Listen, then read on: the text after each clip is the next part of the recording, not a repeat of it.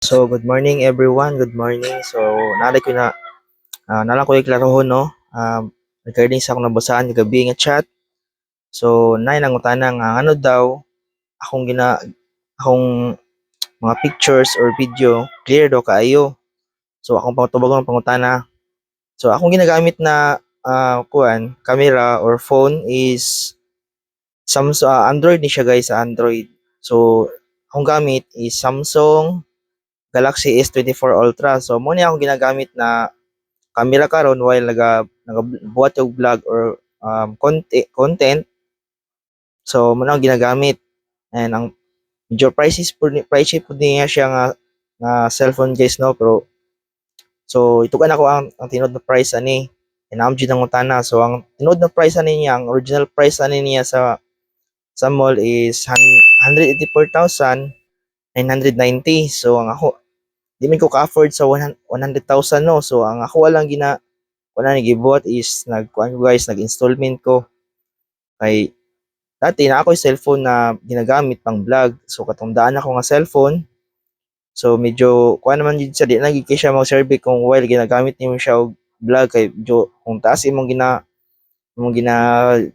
create na video, dili na siya naga-function guys. While mo siya gina-transfer sa mag-edit ka sa editor, di na makita ng imong kuan, ang imong video. Miskin pag unsa ka short video lang siya or taas siya nga video, di mo siya makita, di mo siya ma-upload. So, sayang kay imong ginabuhat na content, and then dili gyud po nimo ma-upload. So, nag-decide ko ato nga time, nakalaag ko og mall, and nakakita ko og installment pa pag nang cash man ko kung pila jud ang ilang kuan. So, and then ato nga time nakoy 1K. Wow. So, nag-promo man sila ato nga time, and then na ang atong kuan na, "Uy na sir, try lang nimo sir para makuan di ba hindi maaprubahan ang imuhang kuan sir, maaprubahan ka sa company." And then nag-apply ko. So, aprubahan ako ang pag-apply. Then nako gikuha na lang po nako kay sayang po ang opportunity na ma-avail sa ilang promo. And then mo na ni akong ginagamit karon, mo ni siya ang Samsung Galaxy S24 Ultra. So, shout out ko sa katong gikuhaan ako og cellphone no dito sa Gmall, Samsung Gmall, Digos.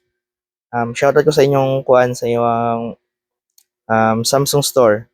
Ay dali ra kay ko na-approvean sa inyong company. Or and then so na ko gina-assume pod guys no, soon po kung kaluy-an pod kung makakuan ko og makalikom og kwarta. So, ang ako yung ginapaningkamutan og makuha na ako tong Sony nga camera. Sony kay nindot po siya og pang photography guys. Dili po mo siya kamahayan. And gusto po ko gusto ko mag photographer, pero dili pa na ako afford ang kanang yanang ang camera. So, basin day pohunog kaluyan ta makakuha na lang atong Sony nga camera. And then as of now, mo sa gina ako ginagamit na camera pag while nagabuhat ko, naga-create ko or video. So, kini akong ginagamit. So, medyo mahal-mahal pa ni siya sa iPhone guys, kay kini managi sa mga 100,000 kapin. So, kay less man siya og nagkuha man siya, nag-promo man siya. Una ni siya or nabuhat na lang siya og 80,000. So, mo na akong bayro no ng 80,000 niya every month.